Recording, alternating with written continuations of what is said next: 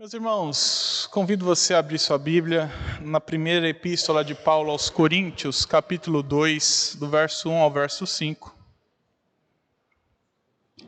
Antes de ler, só um resumo rápido. Paulo escreve aos Coríntios para combater algumas heresias que acontecem dentro da igreja. Se os irmãos abrirem no capítulo 1 aí, você vai ver que Paulo está chamando os coríntios a glorificarem a Deus, a voltarem-se para a glória de Deus, abandonando os costumes aí errôneos que eles tinham. Então, essa união tem que ser feita em Cristo Jesus, e Paulo vai explorar isso mais a partir do capítulo 2, e é sobre ele que eu quero falar. Capítulo 2, verso 1 ao verso 5, que diz assim: Eu, irmãos, quando fui ter convosco, anunciando-vos o testemunho de Deus, não fiz com ostentação de linguagem ou sabedoria, porque decidi nada saber entre vós, senão a Jesus Cristo e este crucificado. E foi em fraqueza, temor e grande tremor que eu estive entre vós. A minha palavra e a minha pregação não consistiram em linguagem persuasiva de sabedoria, mas em demonstração do Espírito e de poder, para que a vossa fé não se apoiasse em sabedoria humana, e sim no poder de Deus. Convido você a baixar sua cabeça para nós orarmos mais uma vez. Pai Santo, Tua palavra foi lida e será exposta nessa noite. O Senhor fale aos nossos corações e guia-nos, Senhor, através dessa passagem, para que saiamos daqui mais parecidos com Teu Filho Jesus Cristo. É a nossa oração, no nome de Jesus. Amém. Meus irmãos, tem uma matéria que eu gosto muito, é pregação. Eu gosto de estudar sobre pregação, então eu gosto de ler livro de homilética. Dá um livrinho de homilética, eu gosto, eu fico lá lendo, eu vejo o pessoal pregando, como eles pregam, a gente copia umas coisinhas ali, acha errado outras coisinhas aqui, mas é uma matéria que eu gosto muito, essa prática de pregação, essa homilética. E o que me chama a atenção é que nos registros da história, há um homem que falavam que a homilética dele era terrivelmente ruim. Péssima. O sermãozinho dele era lido. Imagina eu chegar aqui para os irmãos com um calhamaço de folha assim, começar a ler do princípio ao fim. Assim era o sermão desse sujeito. E a Bíblia diz que esse homem foi extremamente usado, sendo considerado o maior teólogo dos Estados Unidos por muitas pessoas. Um dos sermões dele, é dito que a galera, enquanto ele lia o sermão, o povo que escutava começou a se segurar nos bancos, porque ficaram com medo de Deus tragá-los ao inferno por conta de seus pecados. Um homem cheio de sabedoria, cheio do Espírito Santo. O nome dele, alguns já devem conhecer, é Jonathan Edwards, que para muitos é considerado o maior pregador dos Estados Unidos, o maior teólogo dos Estados Unidos. Mas se nós olharmos bem aí para a homilética dele, não era lá nota 10, mas mesmo assim esse homem foi usado. E é interessante que esse homem entendeu bem a ideia de pregar a sabedoria de Deus, pregar a palavra de Deus, pregar aquilo que Deus quer que pregamos, e mesmo não tendo uma boa oratória, não tendo uma boa retórica, ele conseguiu entregar aquilo que é necessário entregar. E é sobre isso que eu quero falar nessa noite, sobre a demonstração do poder de Deus. E dizer, meus irmãos, que essa demonstração não está quando a gente faz sinais e prodígios, como algumas igrejas defendem. Que essa demonstração do poder não está quando a gente faz coisas que a gente acha miraculosas, mas que Paulo vai nos ensinar nesse texto, e Deus vai nos ensinar nesse texto através da vida de Paulo, que o poder de Deus, que Deus demonstra o seu poder através da pregação. Deus demonstra o seu poder através da pregação. E a primeira lição que esse texto nos traz é que Deus demonstra o seu poder através da pregação de Jesus Cristo. Deus demonstra o seu poder para as pessoas quando nós pregamos Jesus Cristo para as pessoas. Do verso 1 ao verso 2, ele diz assim: eu, irmãos, quando fui ter convosco, anunciando-vos o testemunho de Deus, não fiz com ostentação de linguagem ou de sabedoria, porque decidi nada saber entre vós, senão a Jesus Cristo e este crucificado. Essa primeira sessão da escrita de Paulo começa com ele ressaltando que desde o momento em que ele chegou em Corinto, ele só pregou Jesus. Ele só anunciou Jesus. Ele falou quem era Jesus, ele anunciou as obras de Cristo. E Paulo é interessante porque Paulo está vindo de Atenas. E se os irmãos recordarem lá do relato de Atos, em Atenas Paulo prega o evangelho, mas ele não encontra corações férteis. Deus não muda o coração daquele povo. E nós vemos uma pregação de Paulo que interessante, que conecta com filósofos gregos, atenienses, que conecta com a cultura grega, pegando brechas dos atenienses, mas aqui em Corinto, Paulo parece mudar um pouco o foco e diz: olha, aqui eu só falei de Jesus. Aqui eu só falei de Cristo para vocês. Aqui eu não quis parecer um intelectual. Aqui eu não fiquei falando das fontes filosóficas do mundo. Não que isso seja errado. Mas Paulo está dizendo, o fundamento aqui da minha pregação foi do princípio até a minha saída daí. Agora que eu estou escrevendo para vocês anos depois, foi e é Jesus. Antes, lá em Corinto, se os irmãos observarem, ele prega o evangelho durante um tempo, vindo de Atenas, e é interessante o verbo que Paulo usa aqui, porque ele diz assim: olha, eu anunciei para vocês a Jesus, e o verbo, ele é mais do que anunciar em grego. O verbo é katagelon, e katagelon vem de angelios, que significa anjo. Então é a ideia assim, olha, não existe o verbo em português, tá? Mas entendo o que eu vou falar. Eu anjei aqui com vocês. Essa é a ideia grega de eu me fiz como um anjo na entrega da mensagem. Eu me fiz como um mensageiro de Deus na entrega da mensagem do Evangelho. Eu me fiz como um anjo do Senhor que entrega com fidelidade a mensagem do Senhor para vocês. Assim eu fui no meio de vocês. Alguém que é como um anjo, alguém que entregou a mensagem de maneira fiel, a mensagem que Deus tinha para eles. E essa mensagem consiste em Jesus Cristo. Essa mensagem consiste em entregar os mistérios de Deus. E Paulo vai dizer mais para frente que os mistérios de Deus não é nada anormal. Que os mistérios de Deus não são coisas ocultas que um dia foram, mas que são reveladas a nós pelo Espírito, que nada mais é do que a obra e o ser de Jesus. Esse é o grande mistério de Deus revelado às nações, mediante o Espírito Santo, e é sobre isso que Paulo pregou. Essa é a mensagem de Paulo. A mensagem de Paulo sempre foi Jesus. A mensagem de Paulo sempre foi o Cristo crucificado.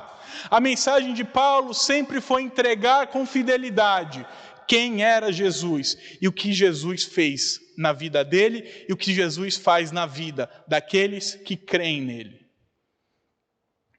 E ele diz que fez essa escolha e que adotou esse método, que escolheu essa abordagem com os coríntios, diferente do que ele fez aos atenienses, por livre e espontânea vontade, pois agora ele tinha decidido não mais fazer paralelos entre filosofia e Jesus.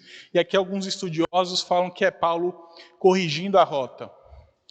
Olha, ele tentou assim em Atenas, não deu certo, então ele falou, vou voltar para o básico. Vou voltar para o puro e simples evangelho. Se em Atenas eu tentei ser como um filósofo, Aqui eu não vou tentar, aqui eu vou ser um pregador que fala exclusivamente de Jesus. Isso traz lições valiosas para as nossas vidas, meus irmãos. A primeira é que o conteúdo da nossa pregação, da nossa evangelização, aquilo que nós falamos às pessoas, tem que ser Jesus Cristo. Se você não falou de Jesus Cristo, você não evangelizou a pessoa. Ah, mas eu falei como Deus é bom, tudo mais. Parabéns, você não evangelizou a pessoa. Porque a evangelização, ela está centrada em Cristo.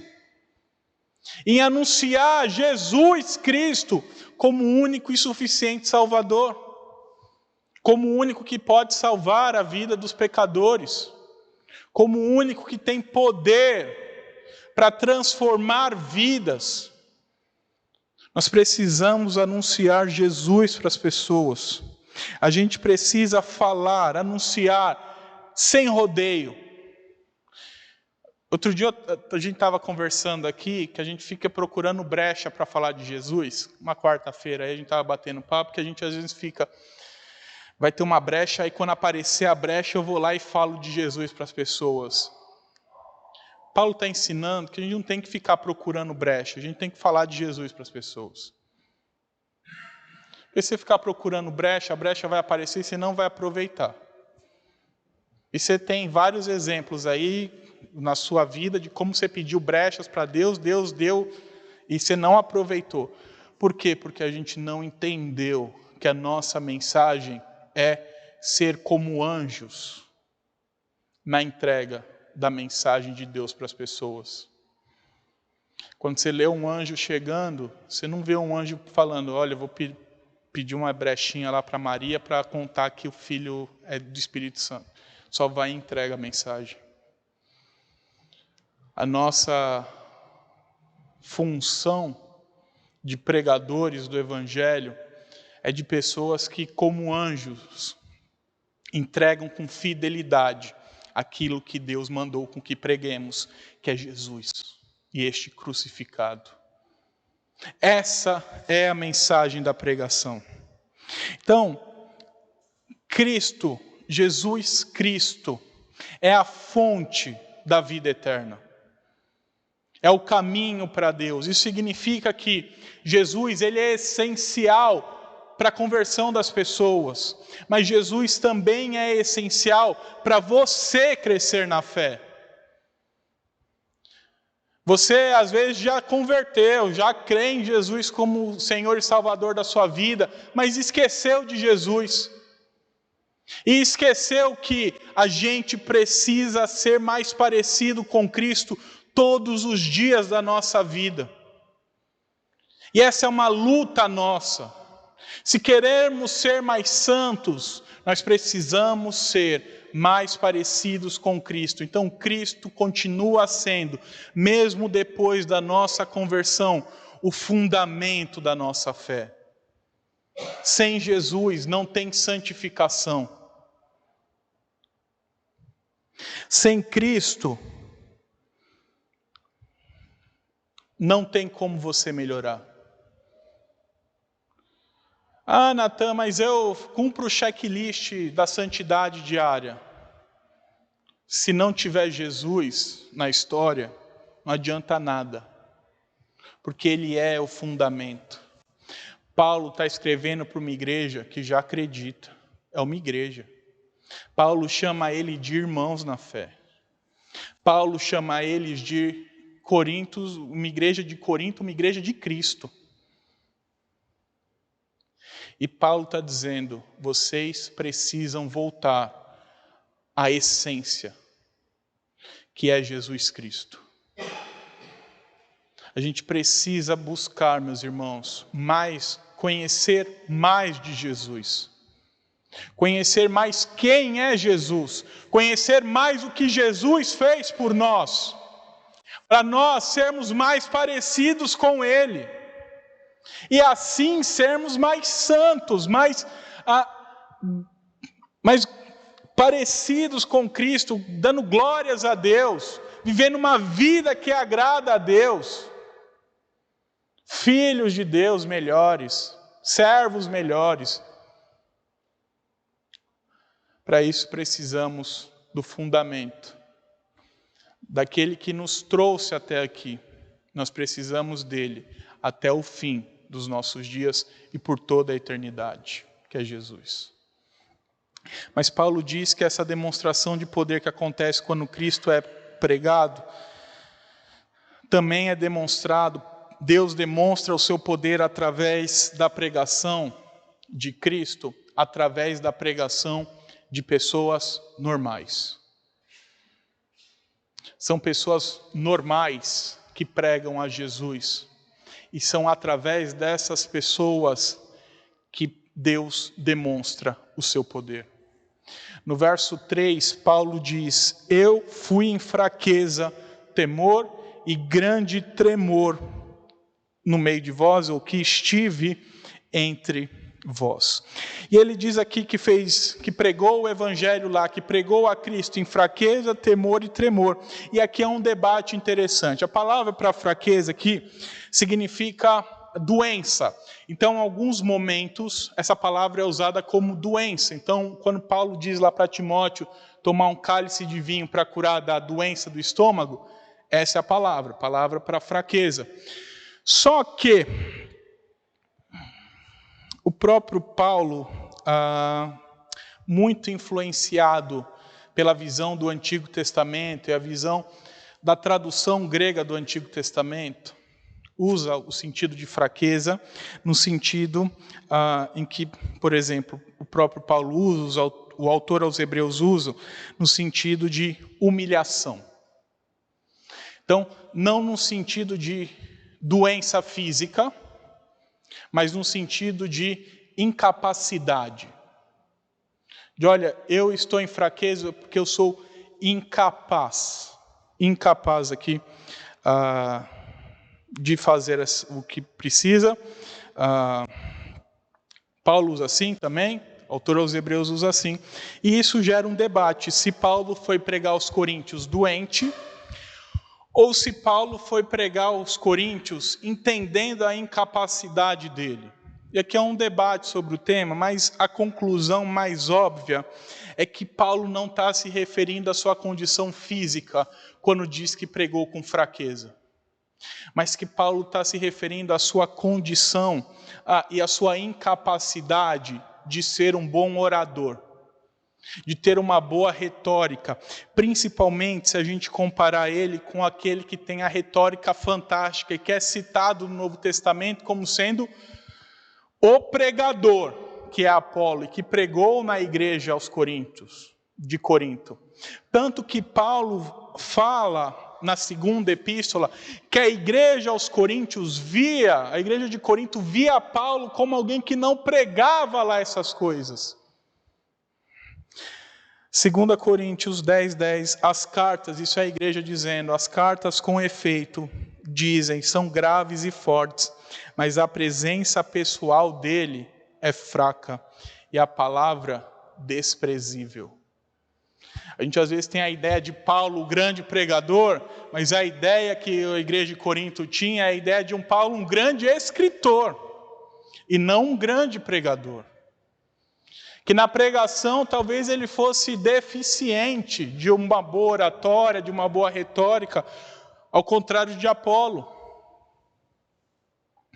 E mesmo assim, ele diz, reconhecendo isso, que pregou assim para aquele povo. E isso aqui é valioso para nós. Porque essa fraqueza de Paulo demonstra que ele não era um semideus, como nós muitas vezes achamos. Que ele não era muito diferente do que eu e você. Que temos as nossas limitações, que temos as nossas dificuldades, que sentimos às vezes vergonha. Através desse texto fica claro que Paulo lutava contra essas coisas também. Entenda o que eu quero dizer, eu não sou contra quem tem uma boa retórica. Graças a Deus que existem os Apolos na igreja. Aquele cidadão que você escuta 8 horas e parece que o tempo não passou. Graças a Deus pela vida deles. Eles são fundamentais também. Mas a gente às vezes acha que só eles podem pregar. E Paulo está nos ensinando que todas as pessoas normais também podem e devem pregar. Isso traz lições como pregue a Jesus Cristo. Pregue Cristo para as pessoas. Elas não precisam, entendam, elas não precisam da sua oratória. Elas não precisam que você seja bom de exegese. Elas não precisam que a sua hermenêutica seja mais perfeita. Elas não precisam que a sua oratória seja top dos tops. Elas não precisam disso. Elas precisam de Cristo. Elas precisam que nós, normais, pessoas normais, com as nossas limitações, com as nossas dificuldades, com as nossas vergonhas, nós preguemos o Evangelho. Porque é assim que Deus demonstra o seu poder. É essas pessoas que Deus usa. Meus irmãos, puxa na cabeça aí quem pregou o sermão que fez você se converter. Faz uma breve análise da retórica do cidadão, vê se é lá essas coisas. Provavelmente não. Mas mesmo assim, você está aqui, porque ele falou o que você precisava de Jesus. Ah, Natan, eu não sei. Bem-vindo ao clube. Ah, Natan, eu não sou bom com as palavras. Bem-vindo ao clube. Ah, Natan, eu tenho vergonha. Bem-vindo ao clube. Paulo está dizendo, com essas mesmas fraquezas que nós temos, com esse mesmo temor que nós temos, ele pregou o Evangelho para aquelas pessoas.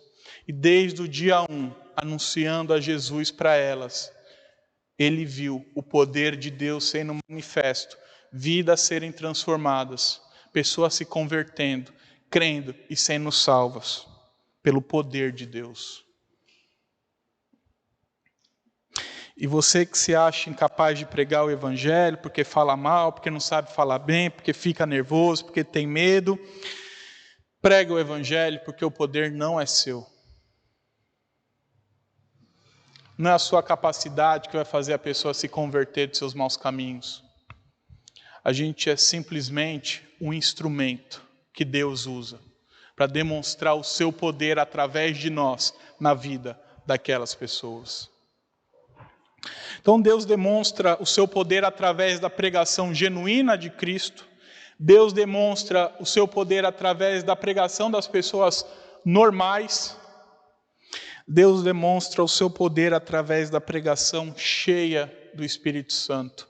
Verso 4 e verso 5, ele diz: a minha palavra e a minha pregação não consistem em linguagem persuasiva de sabedoria, mas em demonstração do Espírito e do poder, para que vossa fé não se apoiasse em sabedoria humana, e sim no poder de Deus.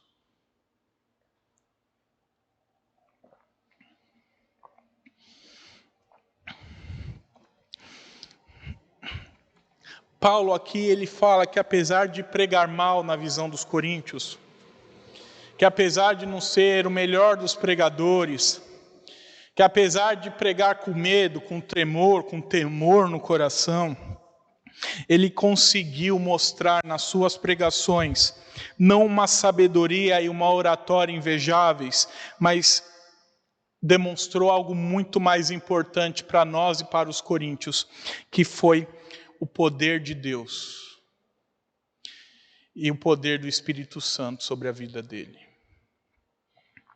E fez isso para que a fé deles fosse baseada, estruturada, firmada, não em sabedoria humana, não no conhecimento de Paulo, não no pastor Paulo, mas que a fé deles fosse baseada em Cristo. Que a fé deles fosse baseada em Jesus Cristo. E é muito preocupante, meus irmãos, quando nós vemos igrejas que estão baseadas em pastores. A função do pastor não é ser alicerce de ninguém. A função do pastor é demonstrar os dons e os talentos dele. Como os irmãos também devem demonstrar seus dons e talentos. Todos nós devemos estar baseados na mesma segurança que é Jesus Cristo. Na mesma fortaleza que é Jesus Cristo. Nós precisamos firmar a nossa fé, e Paulo ensina isso. Olha, eu fiz assim para que a fé de vocês fosse firmada, não em sabedoria humana, não em coisas de homem, e nem homem algum, mas que a fé de vocês fosse firmada em Jesus. E no Senhor Jesus. E no poder de Deus. E a pergunta que não quer calar é: que poder é esse? E aqui vem uma das coisas mais distorcidas na história da igreja. Porque talvez se eu perguntar para você o que é poder de Deus, você vai dar 300 respostas e não vai dar a resposta correta. Muitos de nós não dão, alguns vão dar certamente a resposta correta. Mas muitos entendem que poder de Deus é sinais e prodígios. Então acha que Paulo, quando fala que pregou lá com poder, é porque ele fez prodígios no meio da igreja em Corinto. Só que a Bíblia diz lá em Romanos 15, 19, eu vou pedir para o Bruno colocar, Romanos 15, 19, que os irmãos verão que os sinais e prodígios, eles não são o poder de Deus. Pelo contrário, eles são fruto do poder de Deus. Eles não são a mesma coisa. O sinal e prodígio só acontece porque existe o poder de Deus. Então o poder de Deus não é sinal e prodígio. O poder de Deus pode levar a sinais e prodígios, mas não é a mesma coisa. Romanos 15 aí, ó, por força de sinais e prodígios, pelo poder de Deus. Então olha, eu fiz sinais e prodígios mediante o poder de Deus. Paulo está dizendo, eu fiz através do poder. Então, é pelo poder de Deus que se faz sinais e prodígios. Então, sinais e prodígios não é sinônimo de poder de Deus.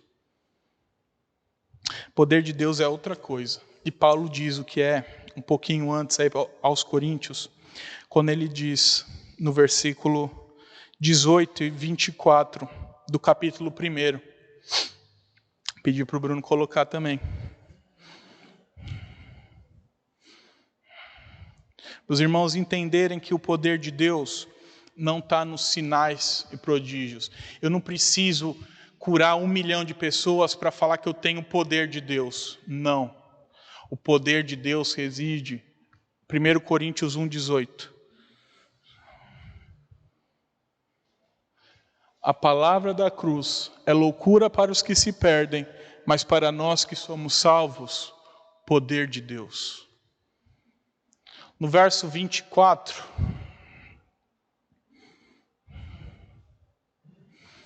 Paulo continua dizendo que é poder de Deus. Mas para os que foram chamados, tanto judeus como gregos, pregamos a Cristo, poder de Deus e sabedoria de Deus. O poder de Deus está, meus irmãos, em Jesus.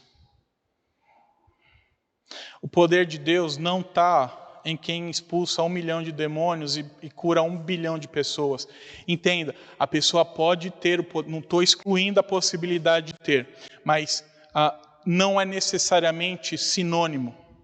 Não é porque o sujeito expulsa 1 milhão de pessoas que ele é de Deus. Lembra, Jesus disse, olha, você vai expulsar um monte aí, apartai-vos de mim, porque eu não vos conheço. Porque o poder de Deus, ele reside em Cristo e na pregação de Cristo às pessoas. É isso que Paulo está nos ensinando.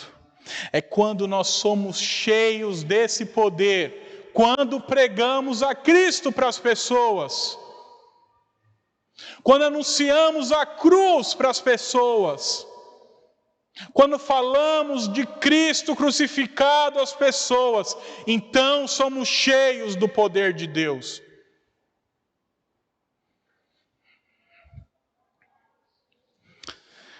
A verdadeira pregação, então, cheia do poder de Deus, é a pregação que fala de Jesus. É a pregação que tem como alicerce Jesus Cristo.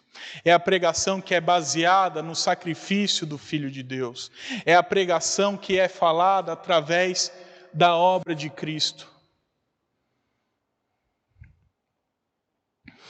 E você que conhece Jesus, mas que ainda tem medo de pregar Jesus, para de temer. Pregue a Cristo, pregue o poder de Deus, seja cheio do poder de Deus, pregando o poder de Deus para as pessoas. Pregue a Jesus Cristo para as pessoas. A gente precisa parar de ter medo de fazer aquilo que Deus nos ordenou que façamos. A gente às vezes quer ser cheio de poder. Eu quero ser cheio do poder de Deus. Aí Deus está dando o meio. Aí a gente não faz. E a gente quer ser cheio de poder. E Deus está falando como faz. E a gente não faz. E aí fica brigando com Deus. Porque fulano, não sei o que, cicrano, não sei o que lá. Pregue o Evangelho. Pregue a Cristo. Fala o que Cristo fez, o poder de Cristo na sua vida. Fale a obra de Cristo em você. Fale a transformação que Cristo fez em você para as pessoas. Assim você já vai estar pregando o poder de Deus. O poder tão grandioso, que é um poder que ressuscita vidas. É um poder que faz daquele que está perdido, que está rumando ao inferno, ir para o novo céu e nova terra. É o poder que nenhum homem tem. É o poder que sabedoria humana consegue ter. É o poder que só existe em Cristo Jesus. E por isso que é tão louco para a humanidade. Porque a humanidade acha que ela tem que deter o poder. Mas o poder de Deus não está em nós. Nunca esteve e nunca estará em nós. O poder de Deus está em Jesus Cristo. E esse crucificado na cruz do Calvário. E você que quer pregar, sabe que tem que pregar, sabe que tem que falar para as pessoas, mas não sabe o que falar,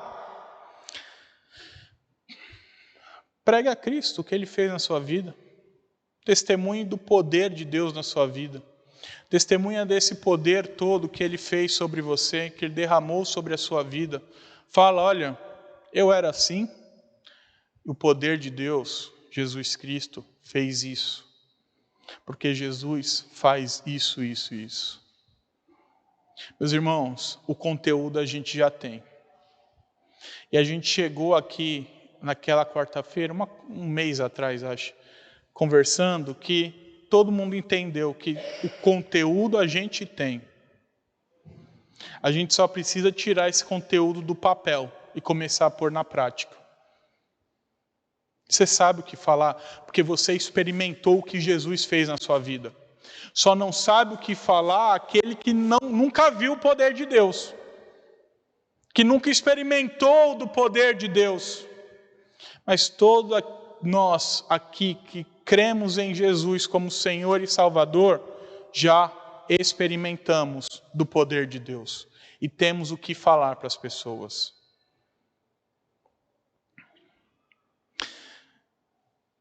E vá atrás do poder de Deus, independente do que o mundo fale, independente do que as pessoas digam, vá atrás do verdadeiro poder de Deus que se encontra em Jesus Cristo.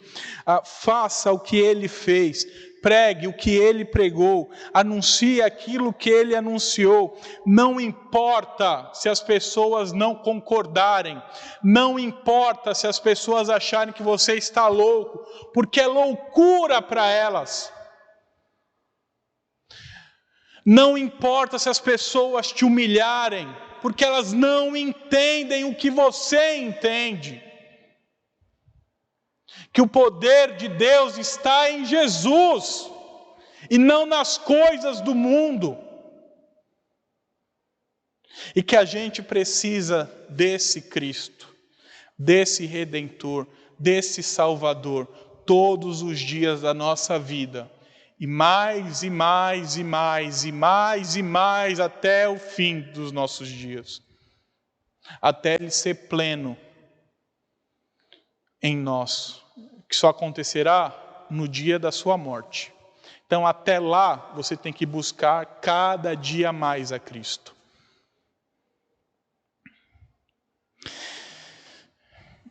E você que deseja crescer em Cristo, ou melhor, amadurecer na fé.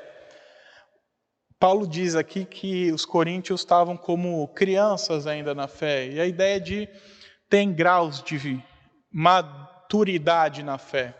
Você que quer deixar as fraldas da fé cristã, quer se tornar alguém mais experiente na fé, quer ser alguém mais relevante na fé. Entenda, relevante não é sinônimo de conhecido. Nosso papel aqui é fazer Deus conhecido, mas relevante é olhar e falar assim, ó, fulano é crente mesmo. No meio que você está, na família, na igreja, para a gente crescer na fé, o fundamento é Jesus. Isso tem que ser fundamento do nosso coração. Eu não consigo ser um crente melhor se não for através do poder de Deus. Eu não consigo ser um filho melhor se eu não for mais parecido com Jesus Cristo.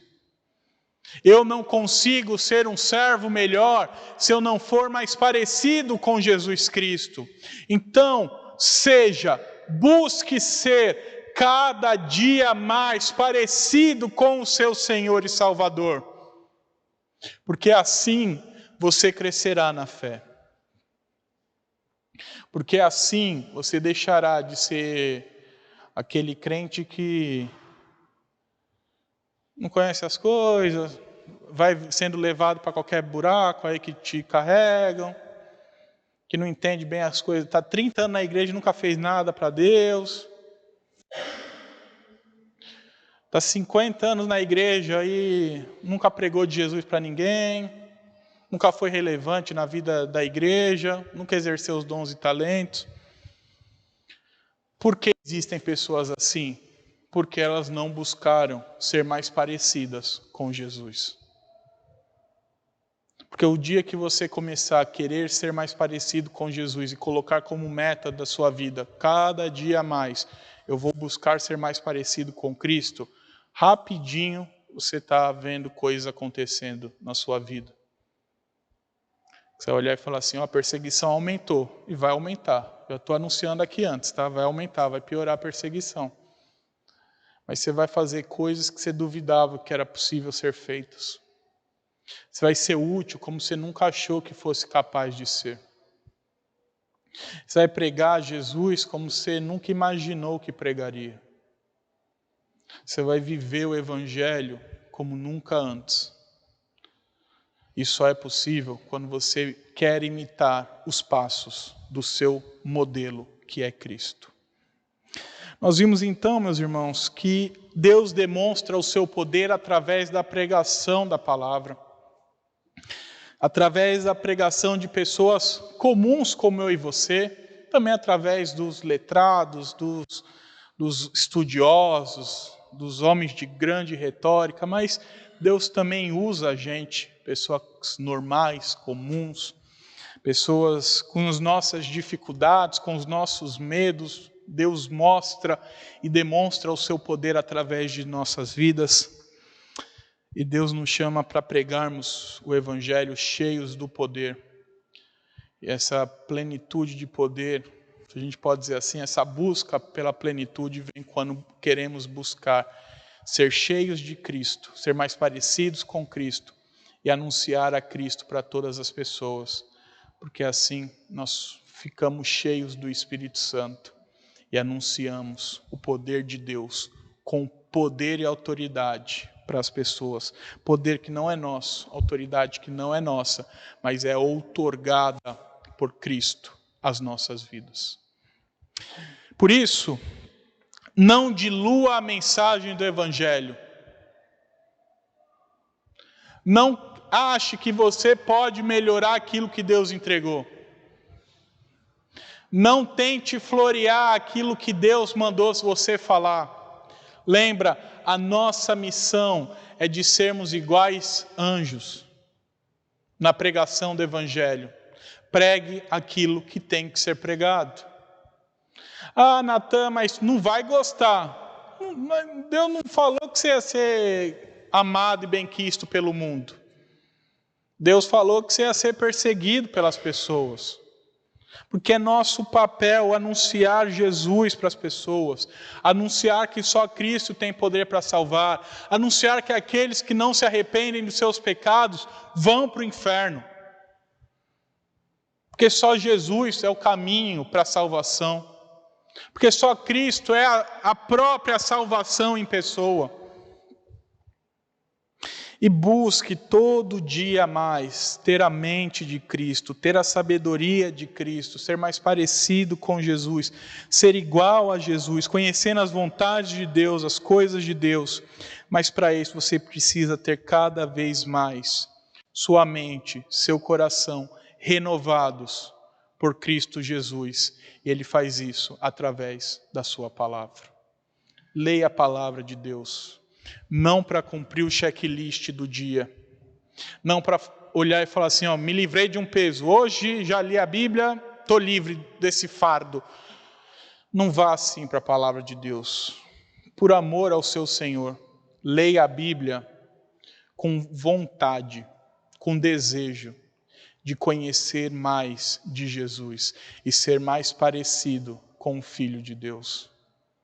Que Deus abençoe sua vida.